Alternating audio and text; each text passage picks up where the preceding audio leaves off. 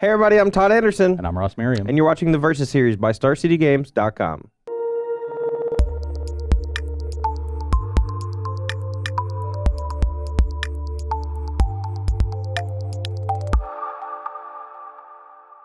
All right, so there's no SCG Tour event stop this week. There is a Grand Prix in Detroit, but it's a format that I don't think we're ever going to see another one of, or at least not for a long time. Team Unified Modern? Really? Yeah. It sounds interesting when you think about it, just because it's different. But in practice, I think it's just going to be very homogenous. So there's some decks that share like Ancient Stirrings, Mox Opal, and then there's decks that share nothing. Just play blue-white control humans and KCI. It's not bad. So here's the problem. You can have a Ancient Stirrings deck and then two other whatevers. It could be a Jund deck and a human deck because they share nothing. There's just so many linear decks in Modern that it doesn't seem that difficult of a deck building parameter other than you have to play 3 different decks. Yeah. That's about it. So rather than just play a bunch of Modern decks against each other, we are doing something fun this week on the Versus series. We are doing a little belated celebration of Magic's 25th anniversary, looking back at 5 of our favorite finals matches from various Pro Tours. So we are going back the full 25 years, mostly because WotC hasn't had great video coverage of Pro Tours except for the last decade or so. Yeah. For the longest time, they basically only did coverage of the top 8. And then, that was back in the mid 2000s, and the production quality was not quite there. The technology was not quite there. That's definitely true. But what we are going to be doing is, we've picked 5 different matchups from the finals of 5 different Pro Tours. Today, what are we playing? We are playing the Pro Tour Shadows over Innistrad final from Barcelona in the spring of 2016. This was Steve Rubin on Green-White Company, which I'll be representing on my side, versus Andrea Mengucci. Green-White Token. Green-White Token, sorry. Yeah. On Andrea Mengucci on Bant Company. Yes. See, getting ahead of myself. Oh, right. Well, I mean, you're so used to playing against Todd Stevens that Green-White Company just kind of flows off the tongue. It's been a while since you've played the Green-White Tokens deck. Yes. So you specifically picked this matchup. I'm a little behind the scenes action. We usually alternate picking the decks and whatever. And for this week, since we had 5 matchups, Ross picked 2 and I picked 3. Why did you specifically pick this one? Okay, so one, I thought this was one of the most interesting Pro Tours that we have had in the history of Magic. There was going in, we had a couple SCG Tour stops. There was an open and an invitational, actually, leading into this Pro Tour. And over the course of those 2 events, it became very clear that Bant Company was very strong. Humans was a strong, aggressive deck. And beyond that, we didn't really know a lot. So the question was, can you beat you're just not going to talk about Pyromancer's Goggles? Just the remember, I mean, it's like I didn't sell you on the deck, and then you played it at the Invitational, and then Yeah, and then you browned me in round 1. I did. But what was your final record in Constructed? It was in Standard, I was 6-2. The deck was very good. Yeah, and one of your losses was the Mirror, a deck that, I think 4 people played it in the tournament, me, you, and maybe 2 other people who copied my list from the week before. There was 1 in top 8, too. Yeah, well, Anywho, yeah, this top 8 was insane. If you go back and look at the deck list, there's literally 8 different archetypes, and then only, I think, twice were duplicated where they had similar engines. One person, I think it was Luis Salvato, played Red White Eldrazi Pyromancer's Goggles. Yeah. That was just, what? He had Nahiri and Thought Not Seer and Reality Smasher and Lightning Axe plus Goggles. He's just doing everything. Just what's going on? Then we had Brad and his team playing the red-green ramp goggles deck. Yeah, and that was mostly fueled by just the strength of Nisser's Pilgrimage. That card, when combined with the Magmatic Insights and the Tormenting Voices, you just got to go ballistic. And it also made great use of Chandra, the Flamecaller, because you got to wheel your hand. So it had a bunch of basic forest to get with Nisser's Pilgrimage because that helped fuel a lot of the spells that filtered into real cards. Yeah, there were 2 or 3 different control decks. I believe there were 2. There was an Esper Dragons deck. Japanese pro. I don't know if it was Shota? Shota. Probably Shota Yasuoka. We're getting the nod from the director. And then Seth Manfield, actually, one of his breakout performances on the Pro Tour scene, top 4 with an Esper Planeswalkers deck, and specifically because that deck was horrendous. I was gonna be a little bit kinder to Horrendous! Seth, but it was not very good. He lost the game against Brad where he had 3 Planeswalkers in play. Brad had 1 card in hand and no creatures on the battlefield. It's not supposed to happen. No, Brad, I believe he drew Traverse Sylvanwald, Traverse for a Den Protector back a Chandra, cast the Chandra, zeroed it, and then basically killed all the Planeswalkers or killed Seth next turn. That was all in one turn. The game had gone on pretty long. Yeah, it had a lot of lands. Yeah, he was fighting off 3 Planeswalkers. It's got to be going on. Anywho, that's not the matchup we are playing today. Today we are playing the finals. I'm playing Bant Company. Ross is playing Green-White Tokens. We have gone down memory lane enough for this particular Pro Tour. Let's go and get to the match. See who takes it down. All right, high roll to see who goes first. Sure. All right, classic. Ooh, a 4? Doubles roll again. You know, you got to call that beforehand. I don't mind doing doubles roll again. I just, we got to have the rules set before the roll. Otherwise. Sure. Ooh. Well, this hand could end up being very good or very bad. I'm going to keep it, though. My hand curves out pretty well, so easy keep. All right. Start with a prayer stream. Your turn. Okay. I miss the Battle for Zendikar lands so much. We'll play a Fortified Village, revealing Forest. And where's my Max McVitie? Here he is. It's been a while. It's been a while since I made a clue. Yeah. I'm not gonna lie. All right. Not the one that I needed, but it's fine. Wow. That's what I wanted. That's the card I wanted. Oh, no, he's Groka's gone. Command. Put a counter on my Thraben Inspector.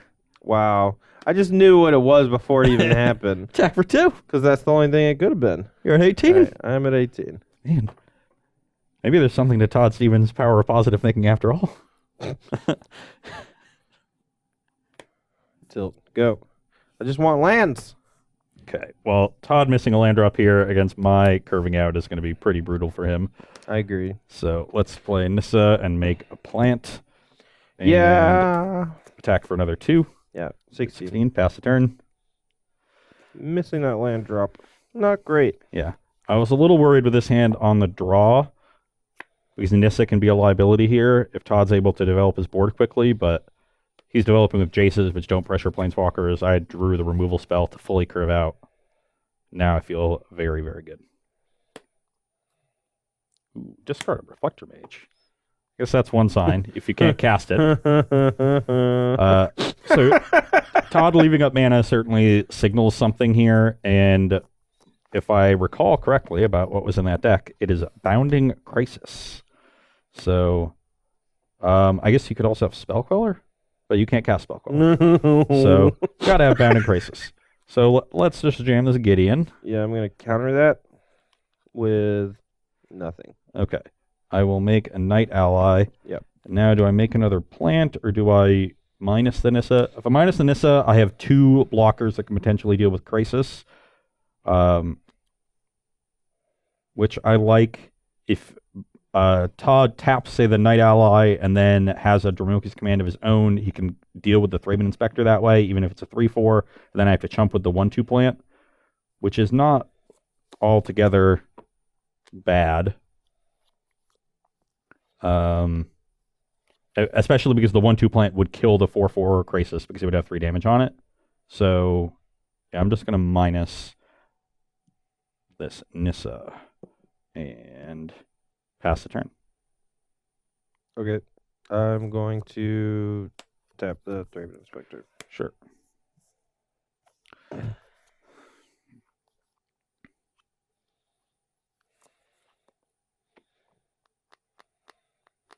I forgot how sweet this deck was. It's good. It was so good for like 2 or 3 months. All right. Attack Nissa.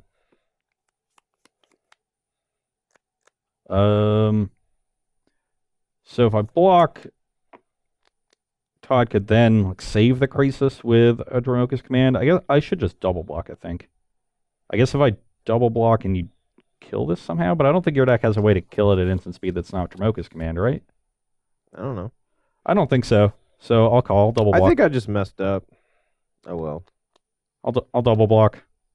Actually, can I actually just I drew a here. I'll just play the land that I drew because it didn't actually change anything. Sure. Because I don't have company in hand. So what I should do is actually tap this. Pre-combat, I think I should Dromoka's command this and attack, so actually clears both of his big creatures. Yeah, that makes sense. And then pressure Gideon, but I don't know. I'm gonna try that because I think otherwise I'm just gonna lose. So I'm gonna tap this. I'm That makes sense. gonna command fight this. And I'll definitely trade. Yep. I don't mind trading off creatures here. The Planeswalkers will take over if given enough time. Oh yeah, for sure. I'm in a lot of trouble. Yeah. This matchup was very dependent on how quickly I got out of the gates. Cards like Reflector Mage are okay, but they're not great because a lot of the creatures have enters the battlefield effects, or they have flash like Archangel Avacyn. Bouncing tokens wasn't the best. Now I have some options. I'm not entirely sure what I want to be doing. I think if I attack with Gideon this turn, it just gets easily blocked by the Jace, and Todd has 4 cards in graveyard, so you can block, activate, it'll transform, and he gets a free block out of it. Mm-hmm. So I think this Gideon's just going to make a knight, and then I don't want to lose the Nissa, so that's going to make a plant. Mm-hmm. And now I have no good attacks, which is fine. This matchup isn't about me getting super aggressive and trying to end the game quickly. It's just about... Yeah, you just have to basically outlast a bunch of my creatures. Yeah. And collect the companies and such. I'll just pass the turn. All right. So, solid chance. So, there's no reason for me to EOT flip this because I can just flip it on my own turn and have one more card in hand. So, we're going to untap, draw. And I didn't want to flip it on his turn because if I did, then the Gideon could threaten to kill it with the plant and like a pump spell or something. All right. Now what? All right, let's see if we get a land. Kind of need a non-forest. That was a non-forest. I don't think I'll want another Jace, so we're going to go ahead and discard that Jace. Now you have a telepath unbound. All right, let's bounce the Knight and play a Duskwatch Recruiter and tick up on this plant. Okay, I will play an Avacyn. Yep, I'm dead. And hang it back, Walker. No hanger back, but okay. I am going to emblem this Gideon. That's a yikes from me, fan. And play another Gideon. Right, I'm just gonna upside down this one so it has the minus on it. Then make a knight, and then minus this, so I can make my Avacyn into a 6/6, and that will kill the Jace. Yep. I thought about instead of playing the Duskwatch, just using Dromoka's command to fight the plant, but that just did not seem very good, and it also wouldn't have worked because he had Avacyn. Yeah. Play tap Fortified Village after combat, pass. Yeah, the Avacyn is really good here for getting some pressure in the air, as well as the combination with... Wait, did you cast a spell last turn? I'm just kidding. Duskwatch check!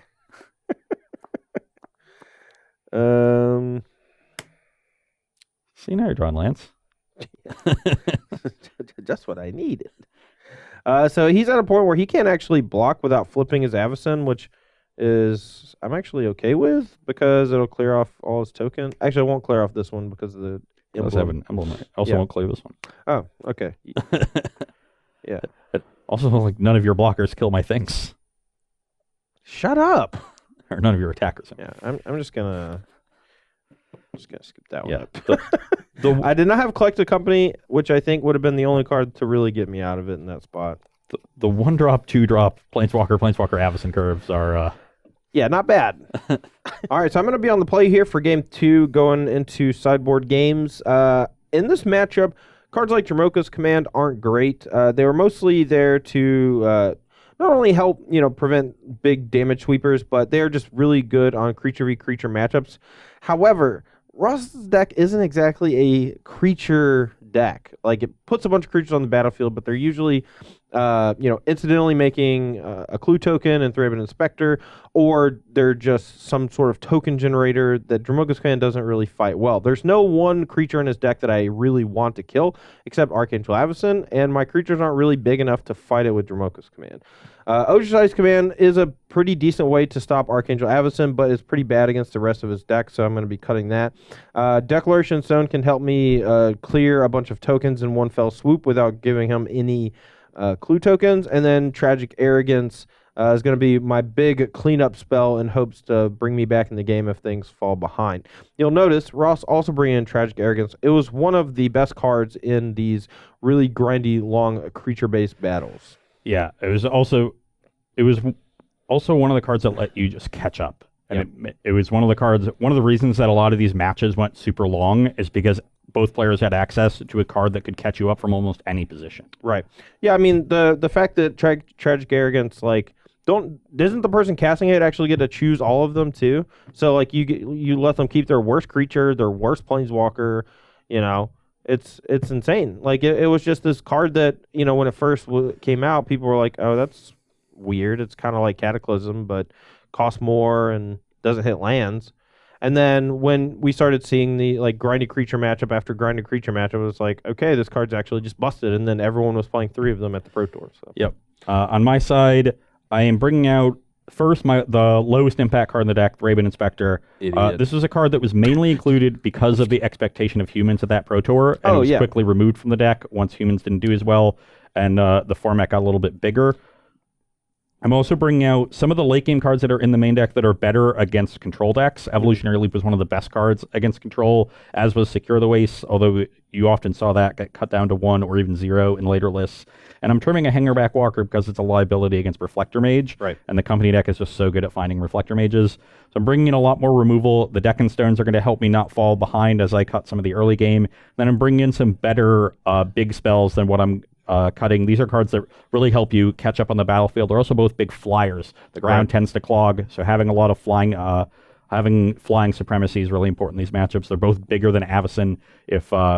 Usually the Bant company decks have like 1 or 2. Manguchi didn't have any in his list, but this was week 3 of the standard format, and there were a ton of opens and Grand Prix in the standard format. We saw Jerry Thompson, I believe in one of the opens, he went 15-0 in the Swiss, won his quarterfinals, and I think he lost his semis, or he lost the finals. I'm not sure which. But his list was later deemed like the best list because of how well it performed, and also it's Jerry. Jerry's a good deck tuner.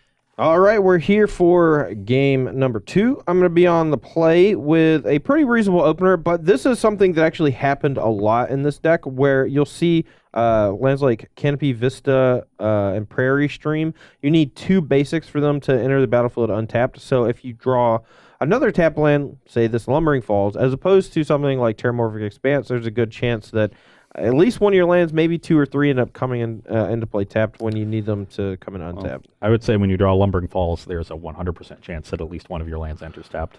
That's just me. I just meant your Battlefield Zone call. I just meant your Battlefield Zone call lands, Ross. My hand's pretty good. I'm not going to curve out quite as well as last game, but we have some things to do on the first few turns. Please don't do anything on turn 2. Please don't do anything. Please. Please. That one's okay. Yes. Attack. 18. All right. Let's write that down. I'm going to fetch down and play this. I don't want him to know what it's going to be. Okay. I'm going to add a counter to the Hangerback and then draw and con one of these Duskwatches. That'll prevent the other from transforming. All right. And pass the turn.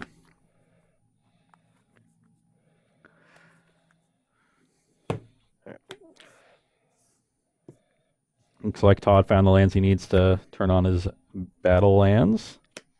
And that is not what I wanted to see. All right, 16. So this is basically the one spot where Reflector Mage is good is against Hangerback Walker. Go ahead and do this. Your turn. I'm just fetching face down to save time, but I don't want to give away information.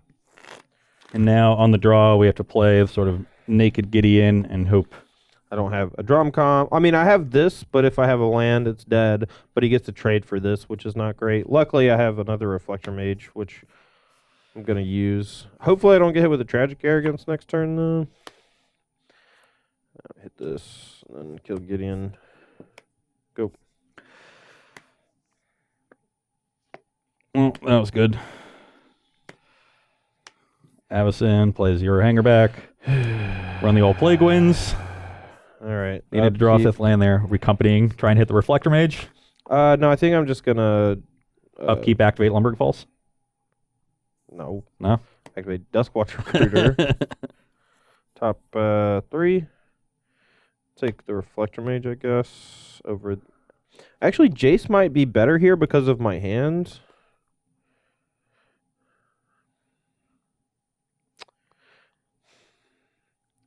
Like, I have an answer for the Avacyn already. Like, I'm either going to deck and stone it. Yeah.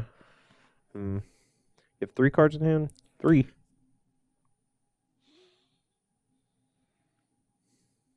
I think it actually just has to be the Jace.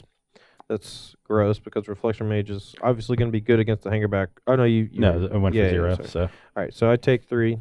That was a common catch-up line in this deck as well, the Avacyn to 0 hangerback Right, walker. so you're at 16, I'm at 17? That's correct. Okay. All right, draw for turn. Yep. Suddenly we're back to even. I don't think I want to take 6 damage, so I'm just going to do that instead of playing the Jace. He gets a clue. And that's one of the downsides of deck and stone. Like, it's obviously good at clearing the more annoying threats, but... Let's play Sigarda. Yeah. Pass. So stupid Westphal Abbey wasn't legendary. Oh, that was pretty good. Nissa, get a land, play it, and play a Jace. Flip. Well, do I want to flip?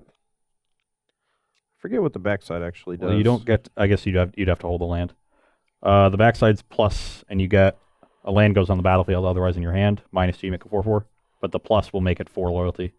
Okay. Yeah, I'm just not going to play the land. I can even use it to loot away a land with Jace and turn it into a real card, and maybe flip my Nissa next turn when I get to. Or let me tap not horribly. I guess it doesn't matter. All right. This is in my hand. Your turn.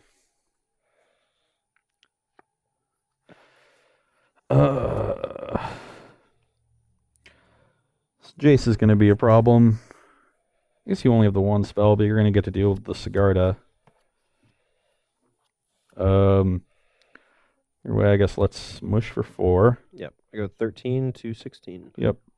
And play a Gideon. Yep. Make a knight. Now I hold up both Clue and Sigarda. Pass the turn.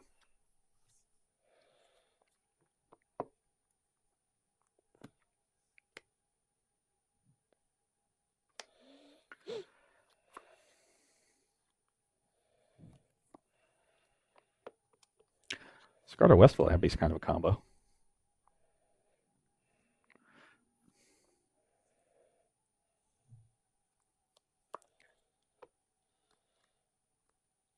So I can flip the Jace minus and hit Sigarda with Deck and Stone. Flip Nissa, make a 4/4. If he wants to kill it, he basically has to turn this on and swing at it, and then I can either chump block if that's the only thing that comes at it, or eat one of his smaller creatures. Or I can just let Nissa die, which also doesn't seem that bad. All right, let's just go ahead and loot with Jason and see what we draw. Discard the forest. Found a better land.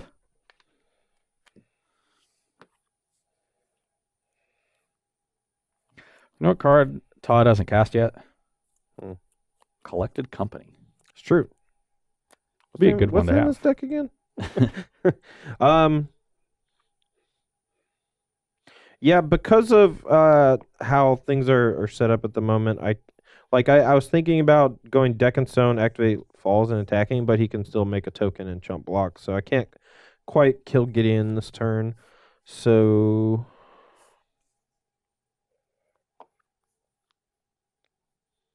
alright. Okay, I'll make a token.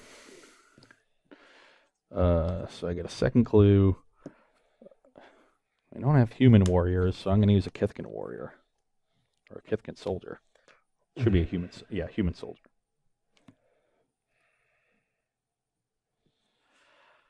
Alright. So I can +1 try to find something, or I can just make a 4/4 blocker, and I have falls plus to block, so I think I'm gonna make a 4/4 Ashaya and Sega. Aaron Barrage tokens. Are they human soldiers? They're just regular soldiers. Just shut up. He's a human.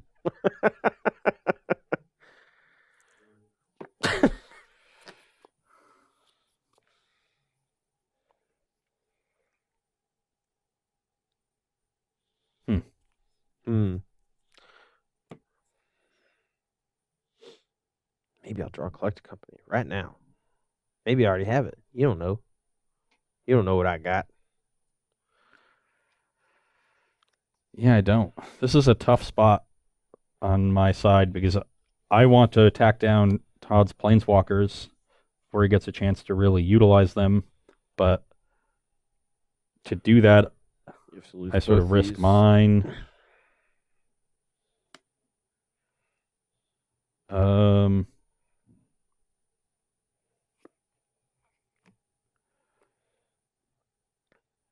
Well, we're going to make this into a thing. And I guess pop a clue. Should have done that first. Let's pretend I did that first. Okay.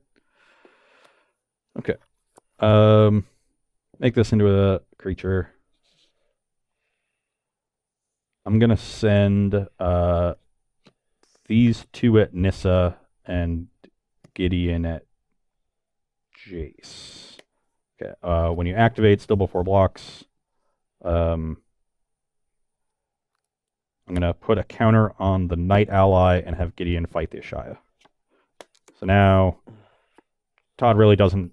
I guess he gets to eat the 1/1. I can trade Trump Lumbering Falls to keep Jace around. Yeah. I don't know if that's actually worth it. It has to be, right? Maybe. But I have no pressure to actually put a clock on Gideon. I can just eat the token and let both my planeswalkers die. That's also not the best. This turn was only awkward if Todd had a collected company. Him activating Lumbering Falls meant my Dromoka's command was excellent. So yes, I agree. Yeah,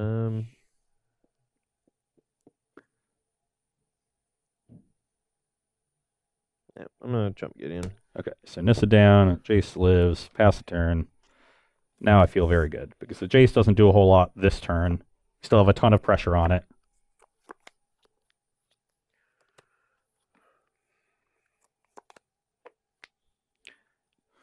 All right, I will bounce this token. Take up this on the 1/1. Sure, go.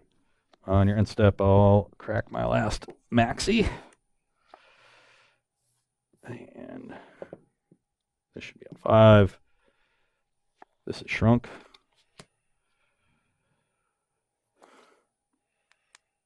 All right, plus attack. I'm just gonna let it die. I don't even have anything in the graveyard to target, and obviously, if I drew Coco or I had Coco or something, I would be more inclined to let it survive. Make a plant, pass the turn. All right, I'm just gonna go ahead and cast Tragic. You get to keep Plant and Nissa. It's pretty good. And then I'll attack Nissa for 2. Aaron Barrett, you can go over here. I'm gonna try to ambush the second. Come on, go. Had it the whole time. Yeah, that's bad. Did you actually, or did you find it? Yeah, I've had that absent for a very long time. I'm just gonna keep ticking up this Nissa and. Yep, I'm at 9. 9. Yeah, we might even once we keep ticking up Nissa, we can start threatening like Westdale Abbey and attacking from different angles. Might want to minus at some point just to turn Avacyn itself into a 2-turn clock, but. Maybe playing the Nissa the last turn against Tragic Arrogance was not the best.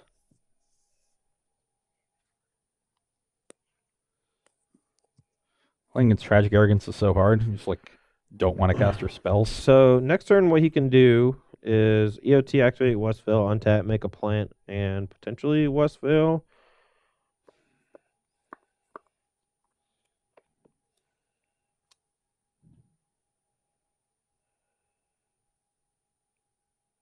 This isn't great. I'm gonna say go. Okay, on your end step, I'll go to 15. Yep, 15-9. Make a black and a white human cleric. So now this is just 9 if I minus the Nissa. I'm assuming we've got a collected company coming, Or Bounding Crescent. but it's hard unless Todd hits the 4th Reflector Mage, because I think there are 3 in here. There are. Then it's hard for him to block these down because he's just going to transform my Avacyn for me and take even more damage and kill all the things he puts into play. So I think I'll just go for it. Okay. And mush you. Hold on. Oh. So I have Crassus. The problem is if I go for... he minus, actually, so he doesn't have the ability to Westvale. Before combat, I can hit a Reflector or Crassus, so we're going to go for that. Sure.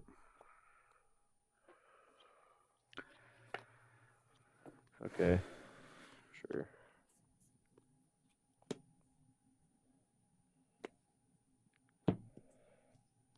Attack for 5. Okay, I'm at 4. Pass the turn.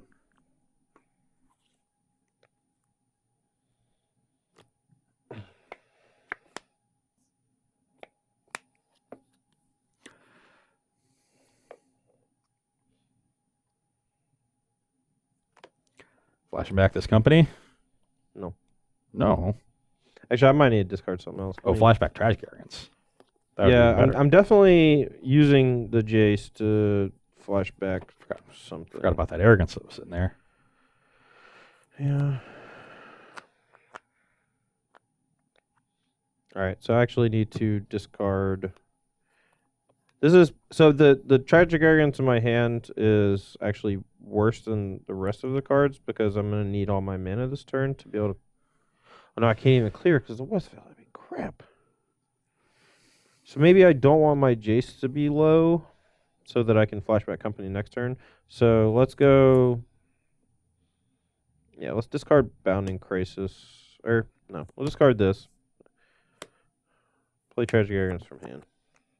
Sure. You I'm keep keeping a plant. plants. I'm going to attack Nissa for 4. You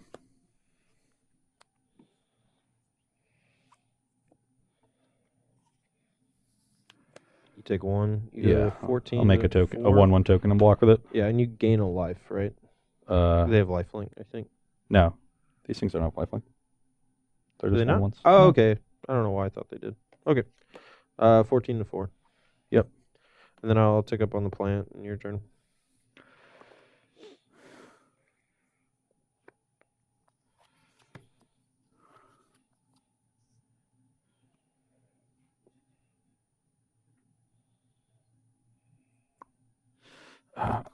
This game got good. Yeah, Tragic Arrogance is just a messed up card. It helped me clear Gideon, but if you just didn't play the Nissa, I don't think I could have won this game. Just because that Gideon was so daunting. Yeah. I screwed up.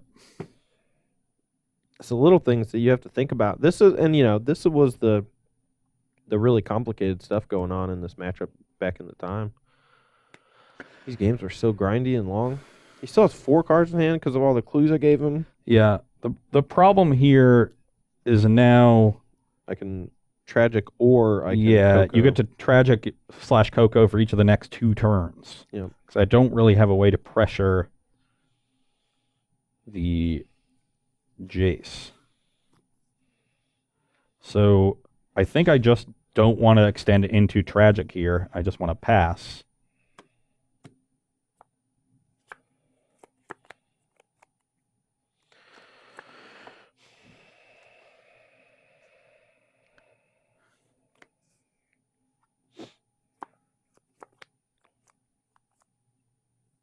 All right. This could end up being really bad for me, but I'm going to deck and stone the plants. So I can minus Jace targeting Coco and wait to see what he does. If he activates Westvale, I can cast Coco, hope to hit something to tap it and kill the Nissa, or I can just play it more safe and try to use the thing in my hand to kill Nissa. So I think I'm going to play it safe. I'll make a token to block. All right, I'll try to tap it. Okay.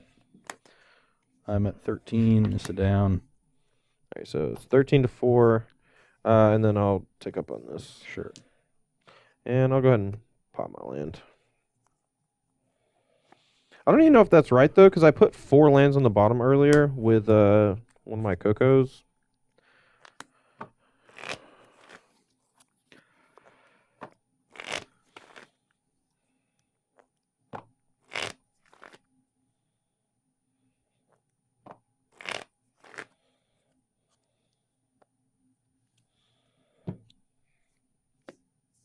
Nissa. Yep.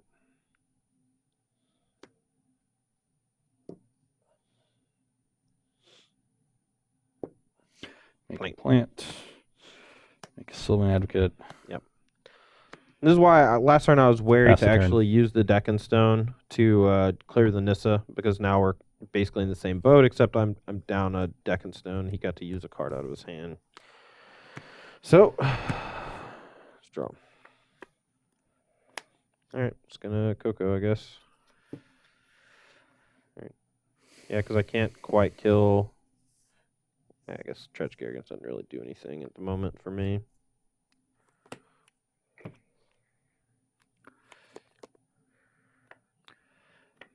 All right, this was a good hit. So I'm definitely taking Tireless Tracker. I can get a backup Jace so that if this Jace dies, I can maybe still Tragic. But I think having either another Advocate or Bounding Crassus here is good. So if I Crassus tap this and both here, I have a bunch of power. He has to double trump, or I guess he can just single trump and let Nissa take 3. I'm okay with that as well, but I kind of need him to start blocking so that he can't threaten Westvale Abbey next turn. All right, let's tap this. And, yes, and both these. Okay. I'll block both of them. Okay. Play land, get a clue, correct clue, Get a counter. and say go. Okay. Well, I guess it's my turn to get in on this fun. All right. I'm keeping The tapped this Crisis. Yep. And kill your Jace. Yep. Play another Advocate. Yep. Make a plant. Or Because my deck has actually- to put so many actual creatures on the battlefield. because of Tragic Arrogance, I think I'm just going to minus this. No, that's fair. Because I have to put so many creatures on the battlefield, Ross's Tragics are way better than mine. Like, I was very far ahead just then, but the single Tragic Arrogance just obliterated my entire side of the battlefield. All right, let's see what happens. 1, 2, 3, 4, 5. I don't think I have creatures left. Ooh, that was a good one. Bounce that. Yeah. That was I'm going to Crisis the other one and kill this. okay. Go. That was a good draw. You got no hand though? No hand. Tragic me again, huh? Nope. But I'm gonna win volley you and That's make pretty good. a 3/3 angel token. It's been Yeah. sitting in my hand for a long time. Yeah. I don't think we have an angel token. That's a Ollie maybe? I got a penguin though. I thought we Ollie's had a 4/4 angel. Oh, he right? is a 4/4. You're right. Oh well.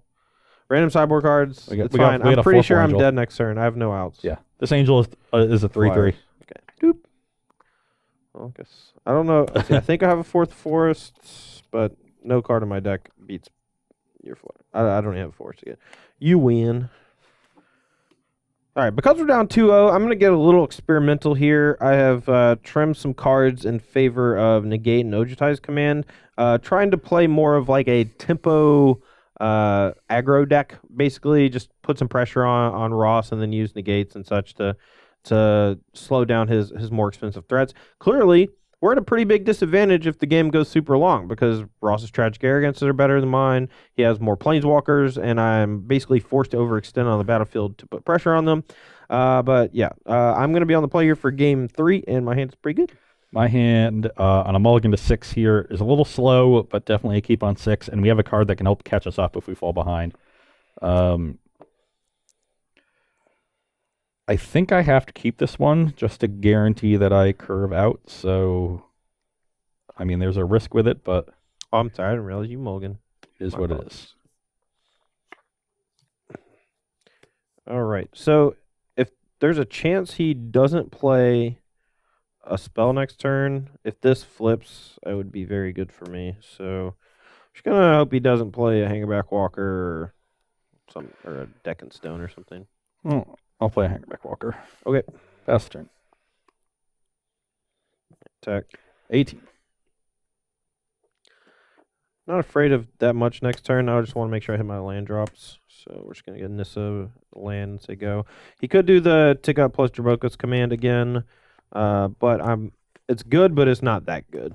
Like, it's spending a lot of time to kill a creature that I'm not really upset about losing. Okay. I'm going to Dock and Stone this Nissa. Definitely want to play a spell to stop the Recruiter from flipping. Mm-hmm. And once I can stop the Recruiter from flipping, Nissa is a lot more threatening. So we'll deal Agreed. with Nissa. Include me? You get a Max McVD. Yay. I'll pass the turn. All right, draw.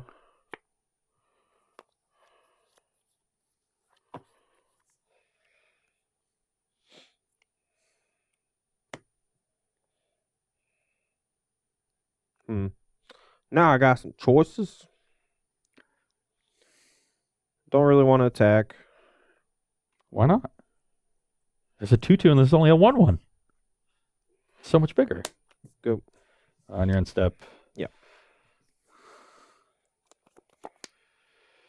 And if he doesn't do anything, we can just pop Clue.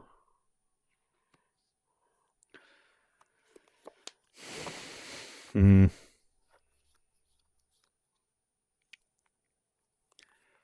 think Todd has a negate here. Oh, is it because I was talking about it in the intro and I just kind of gave it away? And you wouldn't have played around negate at any other point. Yeah, I mean, leaving up 2 mana here is a little suspect, so I don't know. You do you, baby. The problem with playing around negate in a spot like this is, one, I'm not casting anything else, so the Recruiter will flip, and that's bad. 2, Todd gets to use his mana anyway because he has the Clue token. Right. So there's just a huge cost to not playing into the negate, so I think I just have to get in. Yep. Yeah, and it gets negated. There's just... I wanted to save this for Ojutai's command, for Tragic Arrogance, because that card is so backbreaking later on, but I think I just need to keep... I can't kill the Gideon next turn, so... Just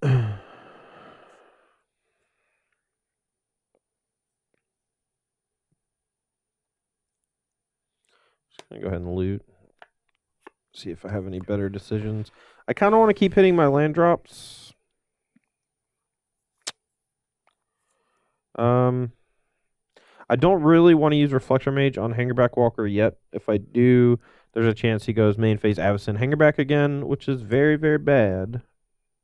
Granted, I do have to wait a turn to do that because of the Reflector Mage. Ah, yes. I don't know if that changes the calculus at all. No, it does a lot, actually. Thank you. All right. This, bounce this, attack for 2. I am at 16. I'm going to go ahead and pop this. I don't know if it's actually correct, though, because I guess I want to flip my Jace faster at the moment, but not by a lot.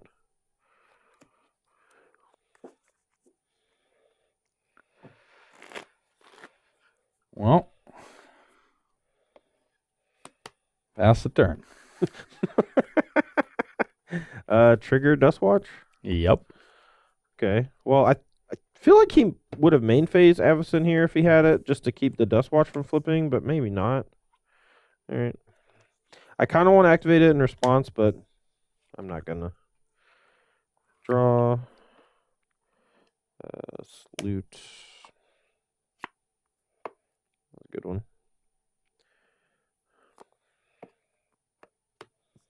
Attack 5. 11.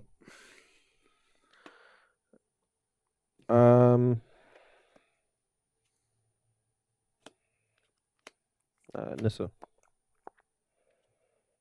Sure. Get a land, play it, so go. And a turn Avison. I'm just going to go ahead and counter that one.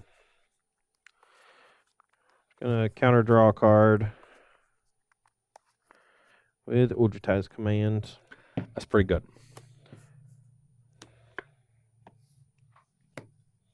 Making this a cost 1 less with the Kraken Horde Howler, of course. Okay, so now I get to answer one of these creatures before they transform. I guess I should have main phase this Avison. That's Didn't really think about Ojutai's command. I didn't want it to get Reflector Maged.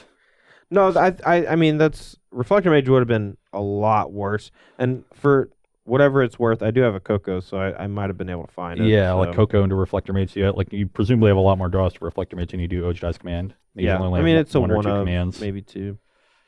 And this could get you to like play more creatures and then get to kill more things. Yeah. This is a slightly aggressive play. I might have flashed in combat to threaten a block. I don't think that would have been too bad. Well, I didn't really want to block and then lose it to like a Dromoka's command, although I guess It's that you... indestructible. Oh yeah. Yeah. I mean, I would have had to trade two for 1 to kill it. That's good enough. So the real question for me is which one of these planeswalkers I want to answer, and I'm pretty sure it's Nissa. Yeah, I think this. I can't imagine it's not Nissa. So let's stasis near that one and play a hanger back on 1. Okay. And pass the turn. All right, so Kraken Horde Howler will flip back. Yep. You play 2 spells. Actually, I played 2 spells too. I'm sorry. I played Ojutai's Command and the Nissa, so this should be flipping it either way. Yeah. That's my apologies. I'm flipping on my turn. I guess it doesn't much matter unless you have some instant speed creature on your turn you want to cast on your upkeep.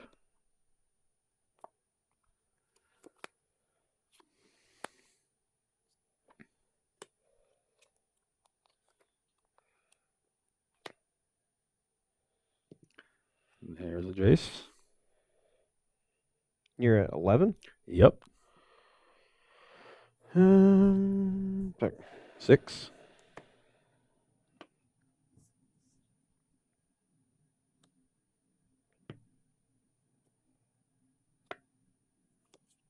Tilt.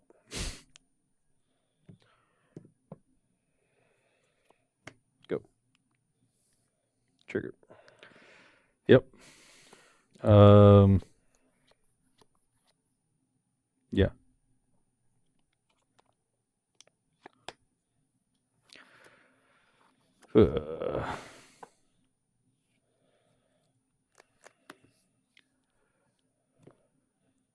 Deck and Stone the Howler. He gone. So I get 2 clues. Pass the turn. Oh, Coco. Coco. Yep. Where's all my dang Reflector Mages? All right, bounce this and tap this. With those on the stack, I'll put Tilt. a counter on it and then command down the Crisis so they trade, and I get 3 Thopters. Okie doke. So many tokens. Yep. It's called Green White Tokens for a reason. Yeah. I played this deck for about 2 months afterwards, and my deck boxes were getting filled to the brim with tokens. Still not looking great here. Todd's got 2 clues, more lands, still under some pressure. I actually Wait, did don't... I just shuffle? Let's see. I'm going to look. Yeah, I accidentally shuffled. I got to put, I don't know why. This is on bottom. I'm just going to put the ones that matter on bottom because I don't remember the rest. I know that there was at least 1 Jace and 2 Reflector Mages on the bottom of my deck. I'm sorry. So I didn't actually fetch. Like I Evolving Wilds. No, All right, discard the Evolving Wilds to Jace's ability. That's my bad, y'all. I'm sorry. I think there was a land, but I'm just going to make sure that these are in my bottom 4. All right, so I've drawn for turn. I can Coco, but I can also pop clues first, and I have a land in hand, so let's go ahead and draw a card. You can also plus Jace on one of my Thopters, so I don't have good block. Yeah, but I want a Coco, I think. I'm not sure yet. I'm going to draw another card first. And then if I draw an action spell, then I will probably tick up.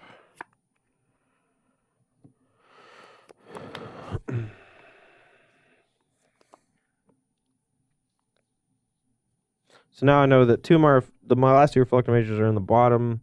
If I minus Jason Coco, he just takes 4. You're at 6? Yep. He takes 4 down to 2, and then he can kill my Jace. So maybe I attack first, see what he does, and then I'm okay letting a reflector mage die, but not really. I guess you can't actually kill Jace or whatever. Coco. I don't really think I can kill Jason and live. Yeah. Whatever. I'm just gonna Coco. Oh, now I feel like an idiot. So I've already played my land, and I have already cracked 2 clues. Okay, I'll triple block 1 reflector mage, go to 4. Your turn. Land. We drew a land. Lindwalla. That's a good one. It's been in my hand for a long time. All right, so this is only a 3/3, so we'll just mark it with this. Yeah. I gained 5 life, go to 9. I'm still at 20, right? That's what you got? Pass the turn. All right. If we hit a Coco here, we get to double Coco off of it plus the Jace minus. Otherwise, we can just Oshai's command to gain 4 and draw a card. Actually, we can minus. It'll go to the graveyard, and then we can actually bring it back and draw a card. That actually sounds way better. But let's see what we get. Well, okay. Still 4 cards in your hand. All right. I'm going to tragic leave you with Thopter. You're going to keep Advocate or Tracker? I keep Tracker.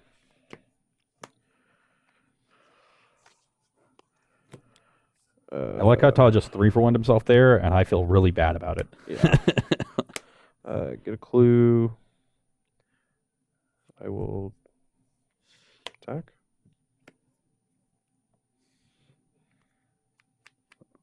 I'll go to 6. Yeah, I'm not going to pump. I'm going to minus Jace, and then I'm going to Oshai's command to draw a card and bring back Jace. Yeah. So you're tapped out. Go. Dramoka's command would be pretty cool here. Not sure how much that does, but That's the thing. yeah, it could lead into some good things. Mhm. Make a night pass. You always got to start somewhere. Certainly makes Tragic Arrogance a lot better. Are you dead? Am I dead? You're at 6? Oh, you're not Yeah. dead. You're not dead. Okay. So I got to think about this a little more now.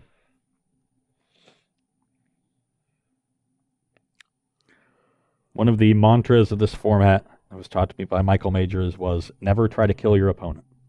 You just keep playing for value, and eventually they die as a result. All right. Attack, get in. Sorry, I need to play a line first. Yeah. Block of the Thopter. Yep.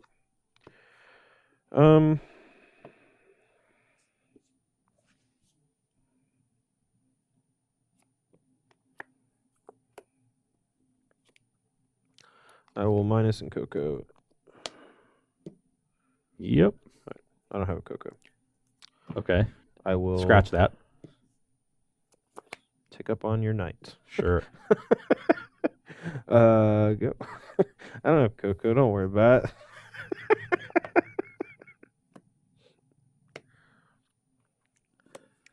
That's not a good one. Make a night. Sure. Pass. All right. I will Coco. Sure.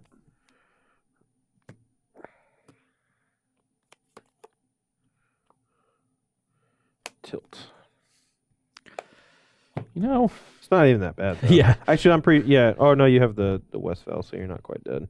All right. Pop a clue. Well, the Westfell does cost me a life, so if you can deal with 2 blockers, I'm dead. All right. Pop a clue.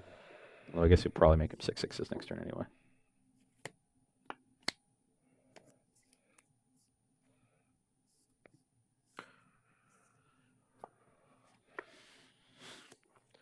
5 cards in his hand now. Oh, Coco again. Gotta find those Reflecting Mages eventually, right? They're at the bottom of your deck. No!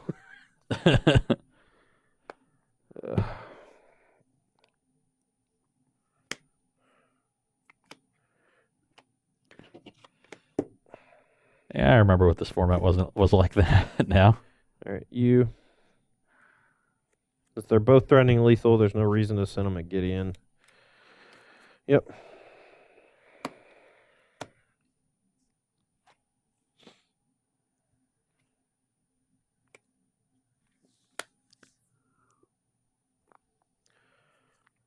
Go. And step, I'll go to 5. Yep. Your turn.